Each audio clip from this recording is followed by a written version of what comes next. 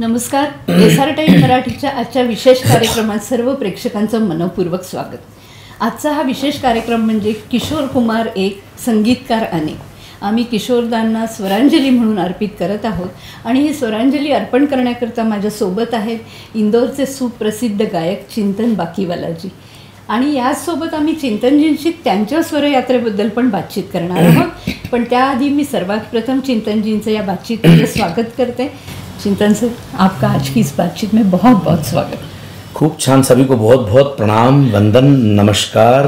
और हमारे सभी सुनने वाले, हमारे देखने वाले सभी श्रोताओं को चिंतन बाकीवाला का बहुत बहुत प्यार भरा वंदन, नमन. जैसा कि मैंने आज अभी कहा है कि हम आज किशोर कुमार को स्वरांजलि अर्पित करने जा रहे हैं. किशोरदा एक संगीतकार अनेक इस नाम से, और साथ ही आपकी संगीत यात्रा जहाँ से आपने शुरुआत की है और आज आप जिस मुकाम पर हैं उसके बारे में भी हम बात करेंगे. लेकिन किशोर कुमार एक संगीतकार होने की अगर मैं बात करूं तो किशोरदा स्वयं भी संगीतकार थे. जी जी जी. तो मैं चाहती हूं कि हम कार्यक्रम की शुरुआत किशोरदा का संगीतबद्ध किया हुआ आपकी आवाज़ में कोई अच्छा सा गाना लेकर करते हैं. किशोरदा मेरे गुरु, मेरे सखा, मेरे भाई, मेरे दोस्त, मेरे जीवन के हर पल हर क्षण में रहे हैं और रहते हैं. और यही कामना करूँगा प्रभु से कि वो आखिरी सांस तक मेरे साथ ऐसे ही रहें.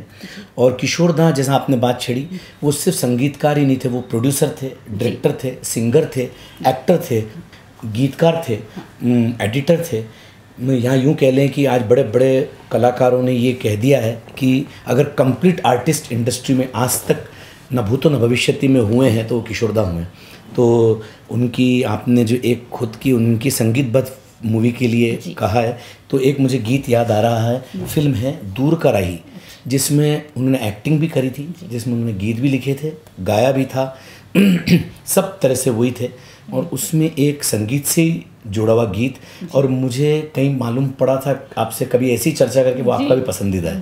तो मैं हमारे सभी श्रोताओं को वो गीत की कुछ पंक्तियाँ. बेकरार दिल तू गाए जा, खुशियों से भरे वो तराने, जिन्हें सुन के दुनिया झूम उठे और झूम उठे दिल दीवाने. बेकरार दिल तू गाए जा, राग हो कोई मिलन का, सुख से भरी सरगम का, राग हो कोई मिलन का, सुख से भरी सरगम का.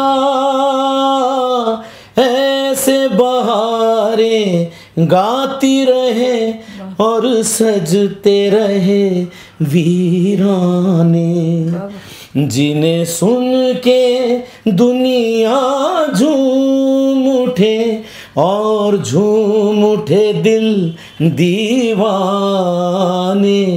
बेकरार दिल अरे तू गाए जा. क्या बात आहे, क्या बात आहे. इतकं सुंदर ऐकवलंय त्यांनी, बेकरार दिल तू गाए जा. आणि तसं ते म्हणाले की किशोर कुमार नुसतं ॲक्टर किंवा गायक नव्हते, Kishore Kumar all in one होते. इतके प्रतिभासंपन्न व्यक्तित्व किशोर कुमारचं. आणि आता मी यांनासुद्धा त्यांच्या संगीत यात्रेबद्दल विचारणार आहे. तर चिंतन जी, आपकी संगीत यात्रा, यहाँ मैं कहूँगी कि संगीत से आपका नाता और विशेषकर किशोरदा से ये कैसे जुड़ा और आपको किसने प्रेरित किया कि आपको इस क्षेत्र में. देखिए, ये रूहानी रिश्ता बोलूँगा मैं इसको तो, क्योंकि ये शायद सदियों से, जन्मों जन्मों से बाबा के साथ. हाँ, किशोरदा को बाबा बोलते हैं, वो बंगाली रहे तो हाँ बाबा बोला जाता है पिताजी को. तो बाबा के साथ में मेरा एक जन्मों का संबंध रहा. शायद मैंने जब होश संभाला 2nd या 3rd क्लास में मैं होऊंगा, तब मैंने किशोरदा के गीतों के प्रति आकर्षित होने लगा और उनके 1-2 गीतों को मैंने गाया. तो किशोरदा से तब से मेरा संबंध आज तक जुड़ा हुआ है और जीवन भर रहेगा. लेकिन मुझे इस किशोरदा और इस गीत और संगीत और बाबा के समीप लाने का काम करा मेरी माँ ने. अच्छा. मेरी माँ जननी ने, जिन्होंने मुझे जन्म दिया, स्वर्गीय श्रीमती पद्मा बाकीवाला, और 2015 में वह दैहिक रूप से मुझसे अलग हुई, लेकिन अब ऐसा महसूस होता है कि वो हर पल हर क्षण मेरे साथ है, उनका आशीर्वाद मेरे साथ है। तो माँ ने मुझे बताया कि प्लेबैक सिंगिंग अलग होती है और एक्टिंग पर्दे पे अलग होती है। मैं बहुत छोटा था तो उस वक्त ये मानता था कि जो पर्दे पर एक्टिंग चल रही है, अमिताभ बच्चन, जितेंद्र जी वही गा रहे हैं। अच्छा। उन्होंने बताया नहीं, प्लेबैक सिंगिंग होती है। और कहीं ना कहीं उस वक्त से रूह से नाता बाबा से ऐसा जुड़ा कि वो शायद आसमानी रिश्ता है। आपकी माताजी ने आपको प्रेरित किया आपका गाना सुन जी, करके जी, आप बिल्कुल। इस क्षेत्र में इसमें आ आगे सकते हैं। yes। हम आपकी संगीत यात्रा पर आगे और बात करेंगे ही, लेकिन अगला गाना फिर हम किस संगीतकार का ले रहे हैं? अगला गाना हम अगर कहा जाए तो किशोर दा के 2 गुरु थे जी। उन्होंने वैसे 3 गुरु बनाए अपने जीवन में। विधिवत शिक्षा किसी से नहीं ली, क्योंकि उनको सा ग प ध नी कुछ नहीं आता था, मुझे भी नहीं आता है। मैंने भी विधिवत कोई क्लासिकल ट्रेनिंग नहीं ली है, तो बाप जैसा बाप वैसा बेटा। तो जो है उनका जो सबसे पहले गुरु थे वो थे KL सहगल साहब, कुंदन लाल जी सहगल जी। वो उनके अंदर आत्मा में बसे रहते थे जैसे किशोर दा मेरे अंदर रहते हैं। फिर दूसरे गुरु उनके हुए सचिन देव बर्मन साहब, जो बहुत गुणी महान संगीतकारों में रहे हैं अपने हिंदुस्तान के बॉलीवुड फिल्म म्यूज़िक में। और तीसरे उनके गुरु वो रहे मोहम्मद रफ़ी साहब। मोहम्मद रफ़ी साहब हालांकि उनके समकालीन गायक रहे, मतलब अगर 5 गाने हैं तो 10 गाने हैं तो 5 रफ़ी साहब के, 5 किशोर दा गाते, लेकिन कहीं ना कहीं आलापी, सरगम, धुने, गले की तैयारी, आवाज़ का जो वो है वो महान रफ़ी साहब जैसा किसी को नहीं मिल सकता, कभी भी नहीं हो सकता। रफ़ी साहब जैसा महान गायक सदियों में भी शायद नहीं आएंगे। तो जो है वो अपना इसलिए गुरु मानते थे रफ़ी साहब को कि अगर रफ़ी साहब को किसी ने थोड़ा सा भी सीख लिया, सुन लिया, तो वो पक्का गवैया बन सकता है, ऐसा किशोर दा कहते थे। लेकिन संगीतकारों में जैसे हमारा कार्यक्रम का नाम है किशोर एक और संगीतकार अनेक, तो हम अब किशोर कुमार खटमंडू जो संगीतकार जिनका गीत मैंने गाया, उसके बाद में अब हम आ जाते हैं संगीतकार सचिन दा। आणि आता मी पुढचं गाणं घेण्याकरता त्यांना आग्रह करीने अगला गाना हम। तो अब हम आते हैं सबसे पहले सुपरस्टार हमारे देश के जो हुए हैं, दिलीप साहब और आपके राज कपूर जी के अलावा जो हुए वो देव साहब हुए। ब्रह्मा विष्णु महेश कहा जाता था इनको। तो हम देव साहब का, जिनका सबसे पहला प्लेबैक किशोर दा ने 1947 में दिया था मूवी जिद्दी में, मरने की दुआएं क्यों मांगूं, लेकिन हम गीत गा रहे हैं सचिन दा के म्यूजिक का, फिल्म प्रेम पुजारी। बहुत खूबसूरत रोमांटिक सॉन्ग है और उसमें कहीं ना कहीं प्रेयसी को याद कर रहे हैं देव साहब, बहुत दूर विदेश की भूमि पे रह के। तो आपके सामने हाँ, इतना मदिर इतना मधुर तेरा मेरा प्यार, लेना होगा जन्म हमें कई कई बार, फूलों के रंग से दिल की कलम से तुझको लिखी रोज पाती, कैसे बताऊं किस किस तरह से पल पल मुझे तू सताती, तेरे ही सपने लेकर के सोया, तेरी ही यादों में जागा, तेरे ख्यालों में उलझा रहा यूं जैसे कि माला में धागा।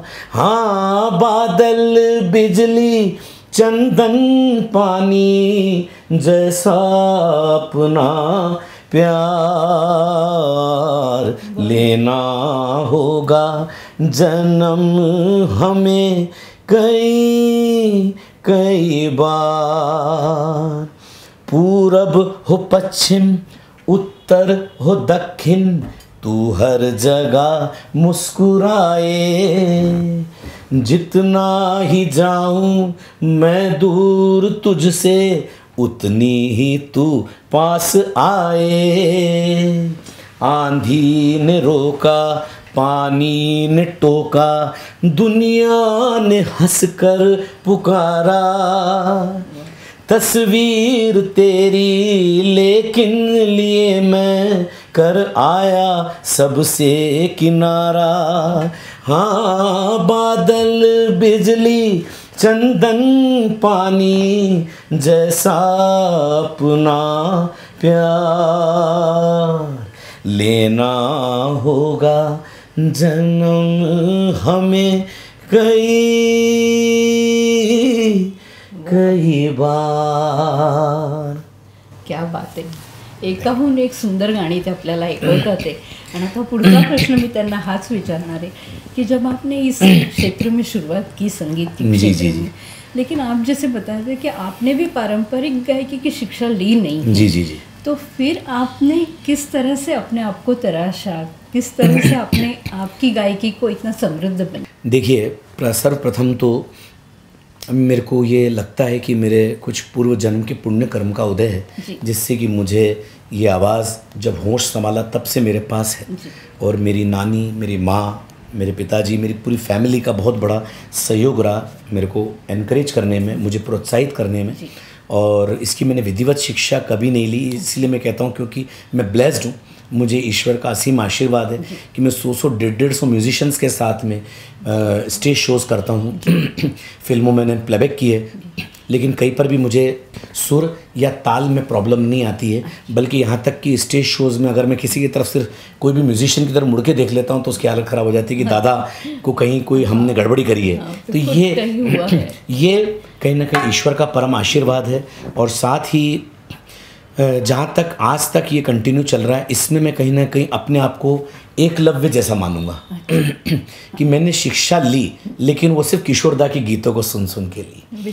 क्योंकि एकलव्य भी अपने गुरु की जो धनुर्विद्या को देख देख के उन्होंने सीखा. लेकिन वो मुझसे ज़्यादा सौभाग्यशाली रहे कि वो अपने जीवन काल में अपने गुरु से मिल सके. और गुरु ने उनसे गुरु दक्षिणा में अंगूठा भी मांगा. मैं तो कभी ना मिल पाया किशोरदास से, ना उनको देखा, ना उनका मैं कभी आशीर्वाद ले पाया. लेकिन रूह के रूप से जुड़े हुए हैं और उनको देख देख के, उनको सुन सुन के ही जो भी मैंने आज पाया है, वो मेरे 2 ही गुरु हैं, किशोरदा और मेरी मदर, और मेरे पार्श्वनाथ भगवान और माता रानी. बस इनके अलावा मेरा और कोई गुरु नहीं है. तो इन सब के आशीर्वाद से एक नेचुरल जो गॉड गिफ्ट आपको है, आप अपने हिसाब से गाने सुनकर उसे तराशते हैं. उसी से जहाँ तक तराशने की बात है तो रियलिटी शोज आज तो काफ़ी ज़्यादा रियलिटी शोज होते हैं. आपने भी रियलिटी शो में पार्टिसिपेट किया है, के फॉर किशोर जो सोनी टीवी के लिए था.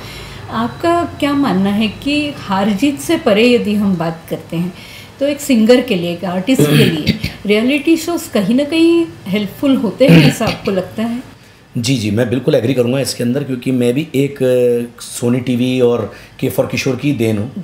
और मैं उसमें गया था, मैं जा नहीं रहा था. मेरी मम्मी ने आपको जो बताया अभी सबको, मेरी प्रेरणा स्रोत उन्होंने मुझे भेजा. और के फॉर किशोर से मेरे को देश और दुनिया में पहचान मिली. कई गाने मेरे को गाने को मिले.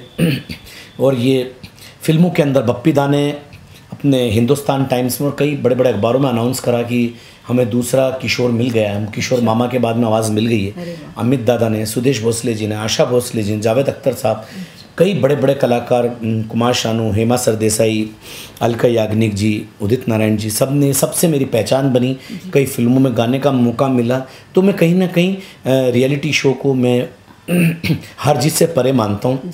बस सिर्फ ये है कि जीतने वाले भी कई बार पीछे रह जाते हैं और हारने वाले भी कई बार बहुत आगे निकल जाते हैं. जैसे हमारे अरिजीत सिंह है वगैरह, ये अब 3-4 नंबर पे आए थे कोई रियलिटी शो में, रनर अप. और आज हिंदुस्तान के आशिकी वाले 2 से लेकर अभी तक बेताज बादशाह हैं. तो कहीं ना कहीं आपकी मेहनत, लगन, और आप बम्बई ना छोड़ें, बड़े संगीतकारों का दामन पकड़े रहें, प्रोडक्शन हाउसेस को पकड़े रहें, और आप मेहनत कहीं ना कहीं करते रहेंगे तो निश्चित रूप से सफलता मिलेगी. लेकिन मैं जानता हूँ कि well begin is half done, एक इंग्लिश में कहा जाता है. अगर आपने शुरुआत अच्छी करी है रियलिटी शो से, तो आपका थोड़ा सा मेहनत का दायरा कम हो जाता है और आपको चांसेस ज़्यादा बन जाते हैं. बिल्कुल. तो इसलिए रियलिटी शोज में इतने लेजेंड से मिलने का मौका मिलता है. जो साथी पार्टिसिपेंट्स होते हैं उनके साथ भी इंटरेक्ट करने का मौका बहुत कुछ सीखने को मिलता है. मुझे लगता है स्टेज फियर भी जाता है. मेरा खुद का पूरा स्टेज फियर ही के फॉर किशोर के कारण गया. नहीं तो मैं पर्दा लगवा के गाता था. बड़े बड़े सिंगर्स छोड़ो, छोटे सिंगर्स के सामने, पब्लिक के सामने भी गा नहीं पाता था. के फॉर किशोर से मुझे चैनल ने इतना शर्म हटा दी कि मैं नीचे लेट के, बैठ के, किशोरदा की मस्ती में रंगते हुए, और आज मैं पूरे देश और दुनिया में मैं उसी मस्ती में गाता हूँ, इसलिए पब्लिक भी मस्त हो जाती है। तो कहीं ना कहीं वो कॉन्फिडेंस, वो एक्सपीरियंस आपको रियलिटी शोज देते बिल्कुल हैं मिला। और ज़रूर पार्टिसिपेट करना ही चाहिए। हार जीत से परे उस चीज़ को वो अपनी जगह है, लेकिन यहाँ कहीं ना कहीं उस कलाकार को काफ़ी मदद मिलती है रियलिटी। बाकी मैं एक बात जरूर, हमारे ये मेरे से बहुत ज़्यादा प्रश्न पूछा भी जाता है, तो हमको कभी भी रियलिटी शो हो या बॉम्बे इंडस्ट्री हो, हम ये एक अनप्रेडिक्टेबल फन है, एक कला अनप्रेडिक्टेबल है। ये रातों रात आपको स्टार भी बना सकती है, करोड़पति अरबपति भी बना सकती है, और कई बार आपका संघर्षों में भी जीवन बीत जाता है। तो मेरा यही कहना है कि एक हम साथ के साथ, अगर हमारा पुश्तैनी कोई व्यापार है या हमारा कोई ऐसा कोई बैकग्राउंड है कि हम उसमें भी रहकर, हमारी कोई दुकान है, गद्दी है, पेड़ी है, आजीविका का कोई साधन हम वो साथ में रखें।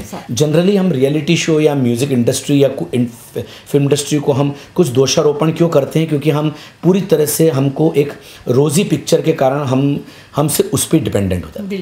तो हर एक को अमिताभ बच्चन नहीं बन सकते, हर एक को किशोरदा नहीं बन सकते, हर एक को रफ़ी साहब, लता जी, आशा जी नहीं बन सकते। सब बहुत अच्छे महान कलाकार हुए हैं, अभी भी बहुत गा रहे हैं, लेकिन हमें एक स्टैंड बाय, एक पैरेलल हमारा अर्निंग सोर्स हमें अपने साथ रखना चाहिए।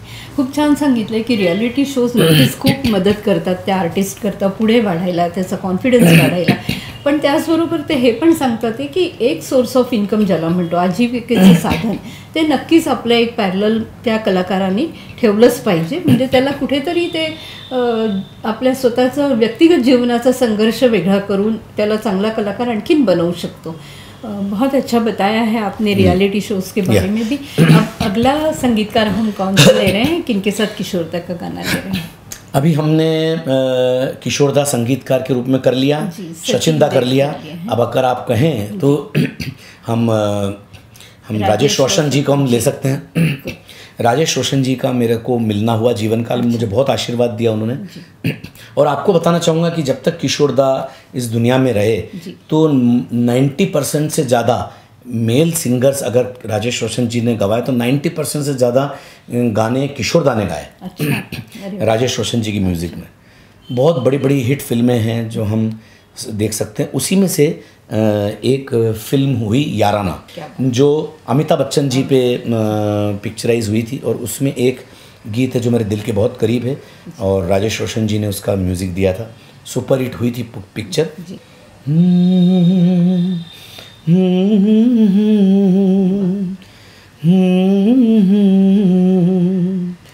छू कर मेरे मन को किया तूने क्या इशारा, बदला ये मौसम लगे प्यारा जग सारा. छू कर मेरे मन को किया तूने क्या इशारा, तू जो कहे जीवन भर तेरे लिए मैं गाऊं, तेरे लिए मैं गाऊं गीत तेरे बोलों पे लिखता चला जाऊं, लिखता चला जाऊं. मेरे गीतों में तुझे ढूंढे जग सारा. छू कर मेरे मन को किया तूने क्या इशारा, बदला ये मौसम लगे प्यारा जग सारा. छू कर मेरे मन को किया तूने क्या इशारा. दोस्तों, ये गीत मैं हमेशा मेरी माँ को भी डेडिकेट करता हूँ, क्योंकि तू जो कहे जीवन भर तेरे लिए मैं गाऊँ. मैं अपनी माँ की तस्वीर देखता हूँ और उनको जब मैं अपने मन में लाता हूँ, आँख बंद करके मैं इस गीत को हमेशा निभाने की कोशिश करता हूँ. और ये गीत राजेश रोशन जी का कालजयी गीत है, अमिताभ बच्चन जी का और किशोरदा. फार सुंदर गाणी एकेकाहून एकेका मला ऐकवतात ते चिंतनजी. आणि त्यांच्या यात्रेबद्दल जेव्हा आम्ही बोलतोय त्यांच्याशी, तर पुढचा प्रश्न मी त्यांना हाच विचारणार आहे की चिंतनजी, जब हमने बात की रियलिटी शोज़ की, संघर्ष एक कलाकार के जीवन का हिस्सा होता है. जी जी. आपको भी इस क्षेत्र में कभी संघर्ष करना पड़ा है क्या? इस तरह से आपको भी कोई चुनौतियाँ या कोई फेस करना पड़ी है क्या? नहीं, हर कलाकार को संघर्ष करना पड़ता है। यहाँ तक कि राजेश खन्ना जी महंगी गाड़ी में स्ट्रगल करने जाते थे, वे अच्छे परिवार से थे संपन्न, लेकिन उनको भी स्ट्रगल तो करना ही पड़ा, क्योंकि at the end of the day आप चाहे कोई भी अच्छे परिवार से हो या छोटे परिवार से, बड़े परिवार से, कोई भी हो, चाहे आप कोई रॉयल फैमिली से, at the end of the day जब पर्दे पर आपको सुनना है, गाना है, लिखना है, देखना है, तो आपका आर्ट ही काम आता है। उस वक्त आपका बैकग्राउंड कोई काम नहीं देता। तो मैंने भी काफ़ी स्ट्रगल किया। मैंने कई रियलिटी शोज़ में 90 के दशक में 2000 में मैं जाता रहा, कई जगह फेलियर और ऑडिशंस में मैं फेल हुआ, बड़े बड़े संगीतकारों के सामने गया, तब मुझे फेलियर हुआ, लेकिन मैंने कभी गिव अप नहीं करा। वही मैं अभी भी हमारे सभी श्रोताओं को, देखने वालों को बोलूँगा कि कभी गिव अप ना करें, अपने मन में एक ही चीज़ रखें, भगवान के प्रति आस्था और श्रद्धा के साथ साथ सकारात्मकता, पॉजिटिविटी। आप कभी भी जीवन में ये नहीं देखें कि आधा गिलास भरा है तो आप ये ना सोचें कि आधा गिलास खाली है। यू शुड ऑलवेज सी कि आधा गिलास भरा है, अभी हमारे पास में है, अभी हमारे तुनीर में बाण हैं, हम बाण चला सकते हैं। आखिरी समय तक गिव अप नहीं करना चाहिए। वही चीज़ मैंने भी धारण करी, मैं कोशिश करता रहा, मेरी माँ की प्रेरणा से, मेरे परिवार की प्रेरणा से। और एक दिन के फॉर किशोर सीरियल आया, 62,000 लोगों ने ऑडिशन दिए पूरे इंडिया से, और उसमें मेरा टॉप 12 में सिलेक्शन हुआ। टॉप 12 में आकर भी सकारात्मकता नहीं छोड़ी, 3 बार डेंजर जोन में आया, धीरे धीरे टॉप 5 में आया, टॉप 5 से टॉप 3 में आया, और फिर rest is the history. K for Kishore fame, ताज, क्राउन सब मिला, और फिर वो सब चीज़। तो यही कहना चाहता हूँ, आज भी मैं संघर्ष कर रहा हूँ, ऐसा नहीं कि मैंने मकाम हासिल कर लिया, बहुत काम करना है संगीत के क्षेत्र में। मैं आप में से कई स्टूडेंट्स होंगे जो इस प्रोग्राम को सुन रहे होंगे, कई आपके यहाँ से कई ऐसे माता पिता होंगे, कई ऐसे अलग अलग वर्ग के होंगे, अलग अलग समाज के होंगे, हर एक के साथ में चुनौती जुड़ी हुई है। लेकिन एक जो देवी देवता है, भगवान पे कभी श्रद्धा ख़त्म ना करें, धैर्य रखें, संयम रखें, और साथ में सकारात्मकता रखें। मंजिल अपने आप, लक्ष्य अपने आप आपको मिलेगा। ये मेरी जीवन का अनुभव है। बहुत सुंदर, बहुत अच्छा बताया है कि सकारात्मक रहकर हम संघर्ष को पार कर सकते हैं। और अब अगला गाना हम कौन से संगीतकार का ले रहे हैं? अगला गाना हम लक्ष्मीकांत प्यारेलाल जी का ले लेते हैं, क्योंकि अभी हमने बात ही ऐसी करी है तो मुझे एकदम से याद आ रहा है। एक बहुत खूबसूरत सा गीत है जो विनोद खन्ना जी पे फिल्माया गया था, और किशोर दा ने वो गाया। और मैं जनरली जब भी बड़ी बड़ी वर्कशॉप्स भी मुझे लेने जानी पड़ती है, वर्कशॉप मतलब संगीत के लिए बड़े बड़े कॉलेज और यूनिवर्सिटीज़ और स्कूल्स में जाना पड़ता है, तब मैं हमेशा एक ये गीत हमेशा सुनाता हूँ जो आप सबके सामने। मतलब मुझे लगता है कि शायद कोई मोटिवेशनल सॉन्ग है। और किशोर दा अपने जीवन काल में लक्ष्मीकांत प्यारेलाल जी को लक्ष्मीकांतु प्यारेलू बोलते थे। अच्छा। ऐसे उन्होंने अपनी पसंद से नाम रख दिया था। तो लक्ष्मीकांतु प्यारेलू का मैं ये गीत, रुक जाना नहीं तू कहीं हार के, कांटों पे चल के मिलेंगे साए बहार के, ओ राही ओ राही ओ राही ओ राही,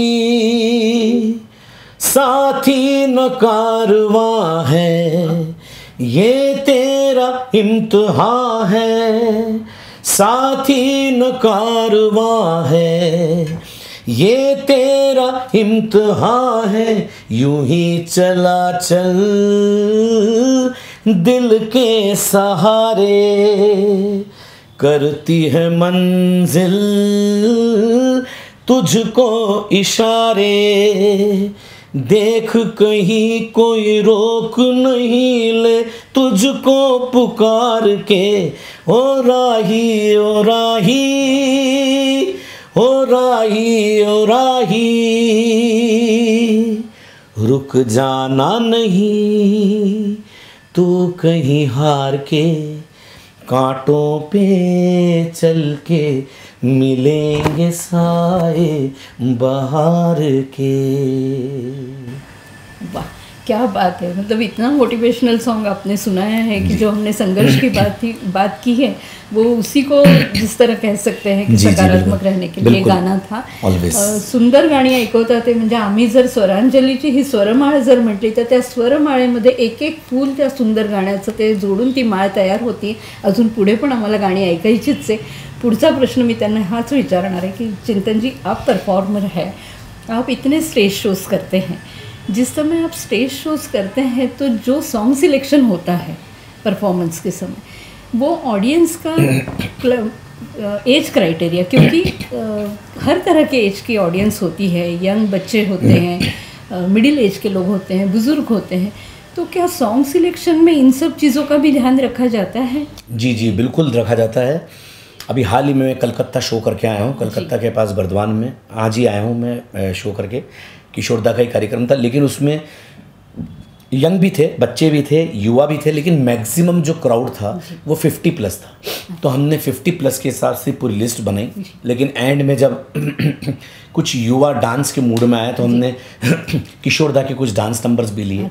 लेकिन जब जैसे मैं कॉलेज या यूनिवर्सिटी या स्कूल्स में जाता हूँ तब मुझे किशोर दा के जो गीत सुनाने रहते हैं उस वक्त मैं उनको ये जैसे चिंगारी इस टाइप के नहीं सुनाता हूँ।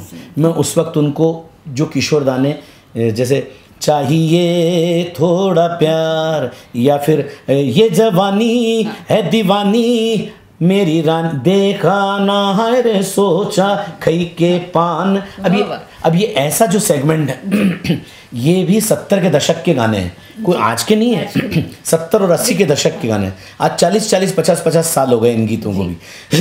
लेकिन इन गीतों की मस्ती की बात ही एक अलग है कि उसमें भी हमारे आज के 16 17 20 22 साल के लड़के और लड़कियां ऐसा डांस करते हैं। ऐसे कई रोमांटिक सॉन्ग्स हैं, जैसे नीले नीले अंबर है, दिलबर मेरे है, ऐसे कई गाने हैं, पल पल दिल के पास, ऐसे कई गाने हैं जो आज की भी जो हमारे युवा हैं वो पसंद करते हैं। फिर आज के समय में जो मैं जिन पे बहुत काम कर रहा हूँ, मुझे लेके जो अभी बहुत सारी ऐसे अनप्लग्ड रिमिक्सेस, अनप्लग्ड लोफाई इस टाइप के पैटर्न के आजकल गाने आने लग गए, जो किशोर दा के, रफ़ी साहब के उस वक्त के गीतों को आज का थोड़ा नया जामा पहना कर और वो पेश किया जाता है। तो आजकल के यूथ को वो बेहद पसंद आ रहा है। लोफाई सॉन्ग्स हैं, अनप्लग्ड सॉन्ग्स हैं, रिमिक्सेस हैं ऑफ दोज सॉन्ग्स। तो इस प्रकार से हम कहीं ना कहीं सब हमारी ऑडियंस को कनेक्ट करने में सफल हो पाते हैं। हाँ, मतलब मेरा ये सवाल इसीलिए था कि ऑडियंस से कनेक्ट करने के लिए भी उन सॉन्ग्स का सिलेक्शन उस तरह से किया जाता हो। और इमीडिएट स्टेज शो के दौरान पर भी मैं इमीडिएट सॉन्ग्स का सिलेक्शन कर लेता हूँ ऑडियंस को देखकर।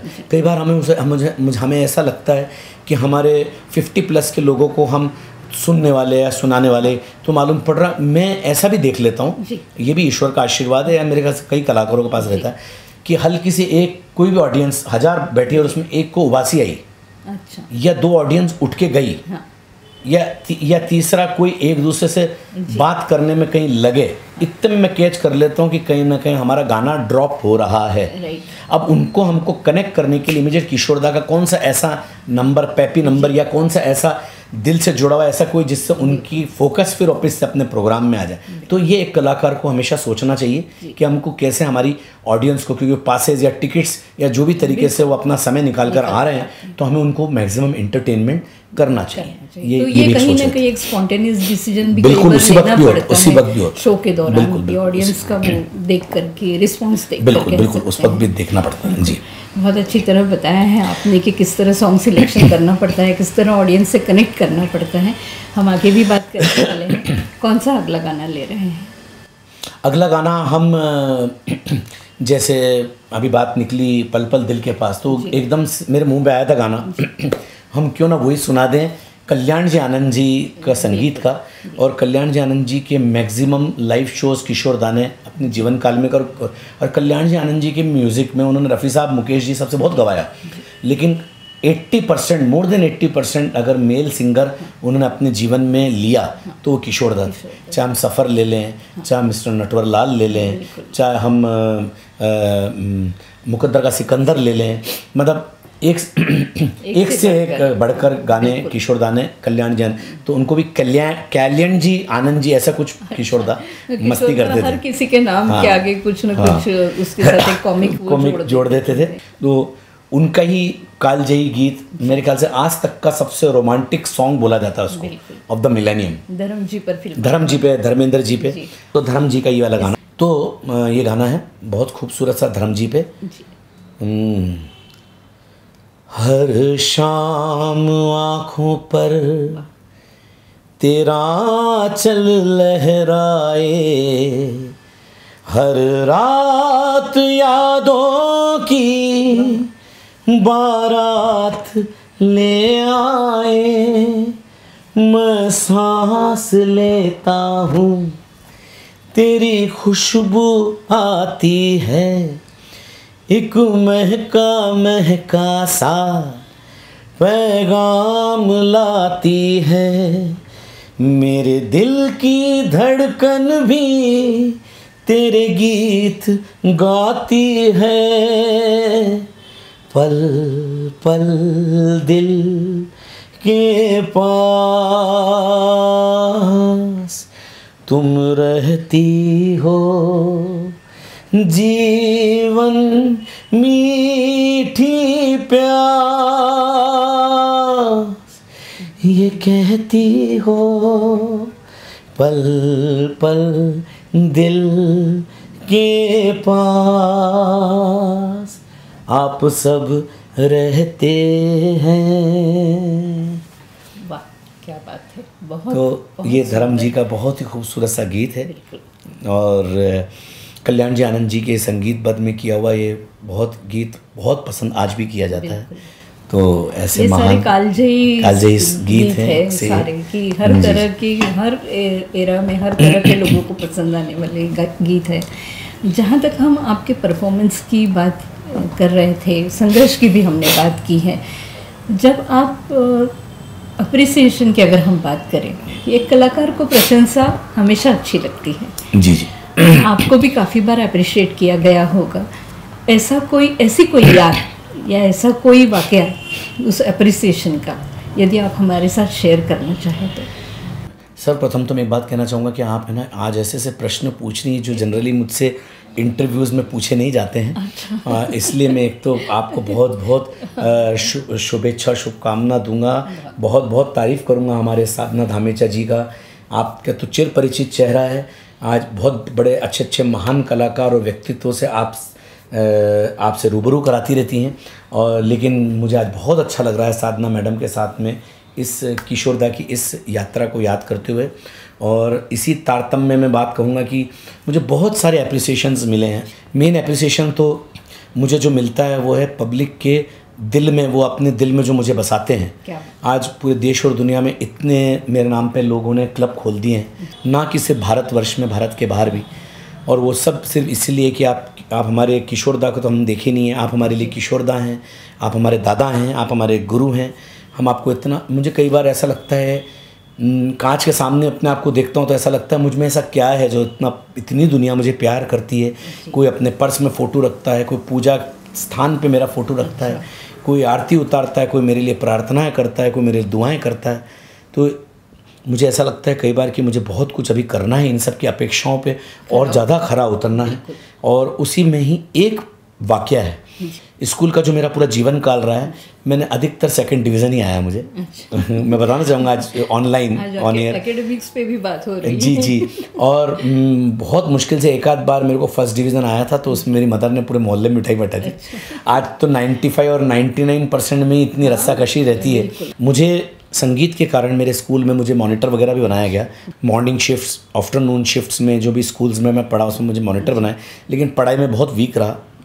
तो मेरे को वाकया मैं आपको इसलिए बता रहा हूँ क्योंकि मुझे जब डॉक्टरेट की उपाधि के लिए चयनित किया गया, doctor of philosophy in vocal music, और मुझे उसके लिए दिल्ली जाना पड़ा।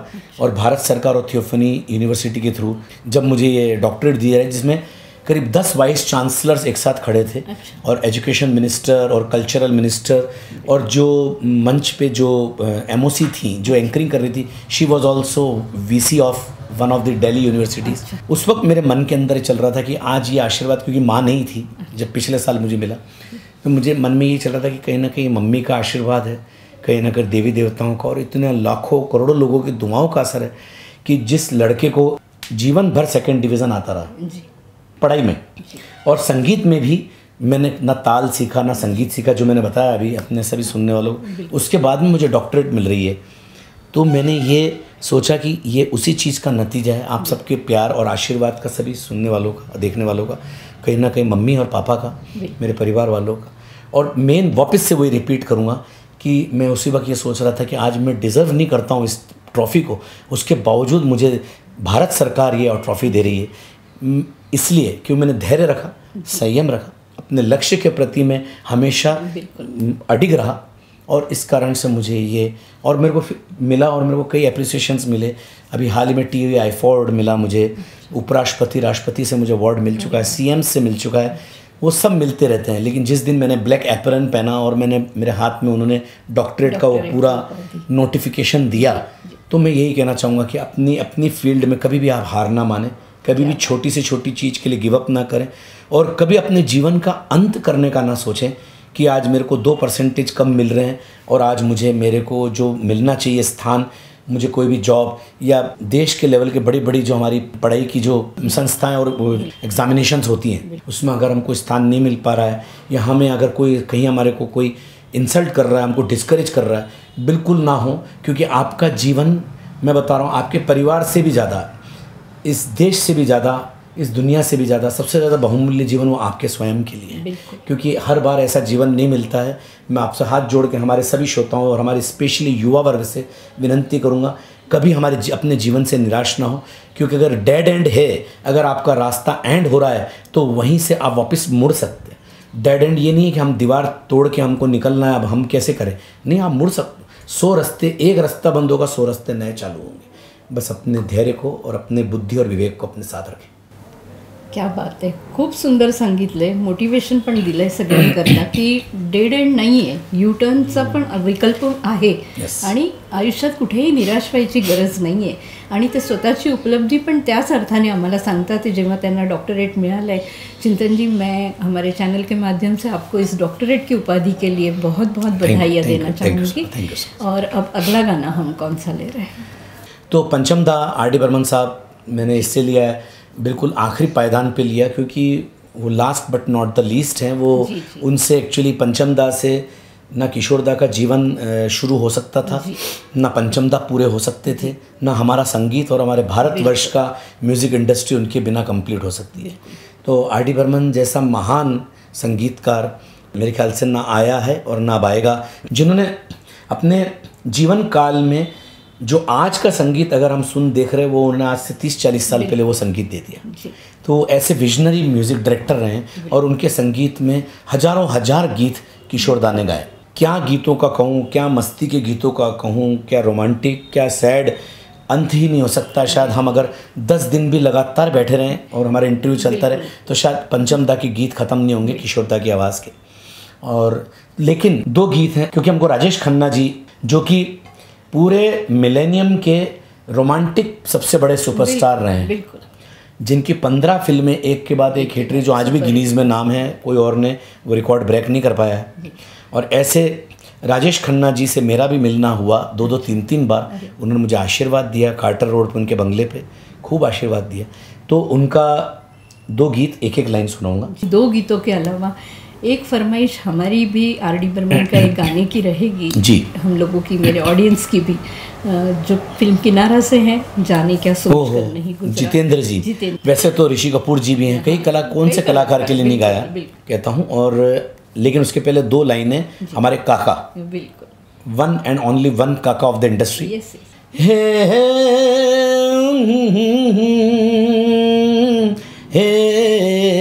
लाला ये शाम मस्तानी मदहोश किए जाए, मुझे डोर कोई खींचे तेरी ओर लिए जाए। प्यार दीवाना होता है, मस्ताना होता है, हर खुशी से हर गम से बेगाना होता है, बेगाना होता है। तो salute to the great Kaka of the industry Rajesh Khanna ji. अब आपने कहा जाने क्या सोचकर नहीं गुजरा, ओ हो माय गॉड, गुलजार साहब के शानदार बोल, पंचम दा का संगीत ऑफ कोर्स, और किशोर दा की आवाज़ और जितेंद्र जी पे फिल्माया गया। जाने क्या सोच कर नहीं गुजरा, जाने क्या सोच कर नहीं गुजरा, एक पल रात भर नहीं गुजरा, जाने क्या सोच कर नहीं गुजरा। दो घड़ी जीने की मोहलत तो मिली है सबको, दो घड़ी जीने की मोहलत तो मिली है सबको। तुम भी मिल जाओ घड़ी भर तो ये कम होता है, एक घड़ी का सफ़र नहीं गुजरा,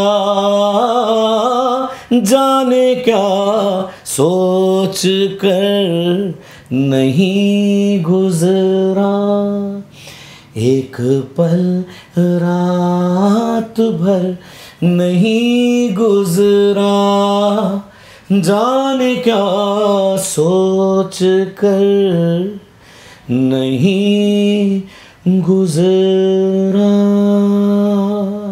वाह वाह, क्या बात है। मतलब जो श्रोताओं की और हमारी फरमाइश थी जाने क्या सोच कर नहीं गुजरा, उसे आपने बहुत सुंदर तरीके से हमें सुनाया है, प्रयास किया सर। उसके लिए मैं अग्रिम धन्यवाद कहूँगी। Thank you ma'am, thank you. तो अब अगला हम गाना किस संगीतकार का ले रहे हैं?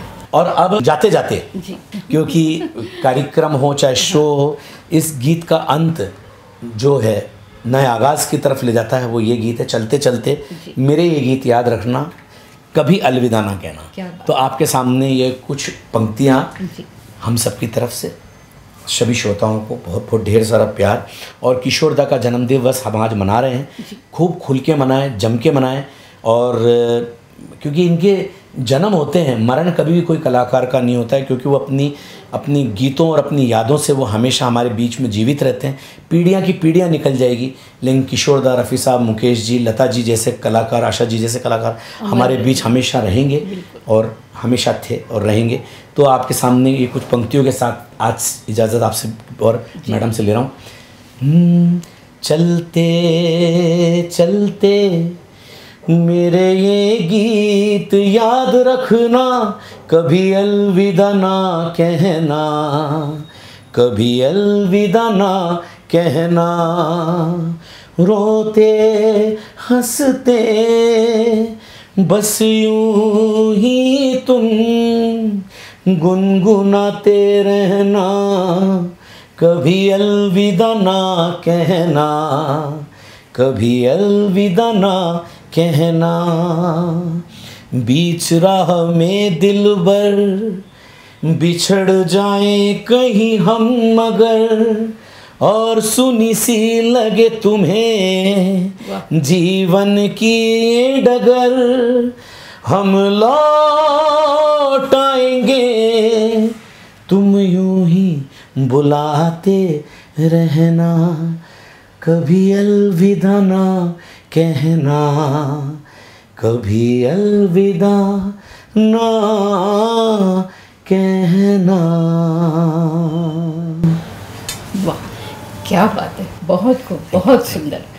म्हणजे मी इथे नक्की हे म्हणीने की स्वतः किशोर कुमार तिथपासून सुरू केलेली ही स्वरमाळ, ज्याच्यामध्ये SD बर्मन, RD बर्मन, लक्ष्मीकांत प्यारेलाल, कल्याणजी, आनंदजी, खय्याम साहेब, त्यानंतर बप्पी लहरी, एकेकाहून एक सुंदर संगीतकारांची गाणी किशोर कुमारजींबरोबर आज या स्वरमाळेमध्ये चिंतनजींनी गुंफली आहे आणि ही स्वरांजली आम्ही किशोर कुमारजींना अर्पित केली आहे। चिंतन जी, आप आज यहाँ आए, आपने SR टाइम मराठी को इतना समय दिया, इतनी सुंदर गानों की एक कहीं न कहीं स्वरांजलि जिसे हम कहते हैं किशोरदा को आपने भी अर्पित की है। इसके लिए SR टाइम मराठी की तरफ से मैं आपका बहुत बहुत आभार मानती हूँ। बहुत बहुत धन्यवाद। बहुत बहुत धन्यवाद SR टाइम मराठी को भी, और आने वाले सभी हमारे त्यौहार और फेस्टिवल्स के लिए बहुत बहुत बधाई। अपना खूब अच्छे से ख्याल रखें। 15 अगस्त आने वाला है, मैं यही बोलूँगा कि हमारे देश की इस आज़ादी के पर्व को भी हम सब मिलके मनाएं, और हमें गौरव है कि हम एक भारतवासी हैं। और मैं बहुत बहुत साधना धामेचा जी का धन्यवाद करूँगा, कैमरा पे जो हमारे दिलीप भाई उनका धन्यवाद करूँगा, और हमारी पूरी एसआर टाइम मराठी की पूरी टीम को खूप छान, खूप शुभेच्छा, खूप शुभकामनाएं, बहुत बहुत धन्यवाद। भारत माता की जय। खूप सुंदर हा कार्यक्रम आज इथे झाला आहे। आता आम्ही आजचा हा कार्यक्रम इथेच समाप्त करत आहोत। पुन्हा भेटूया पुढच्या कार्यक्रमात एखाद्या नवीन व्यक्तीशी। तोपर्यंत नमस्कार. नमस्कार.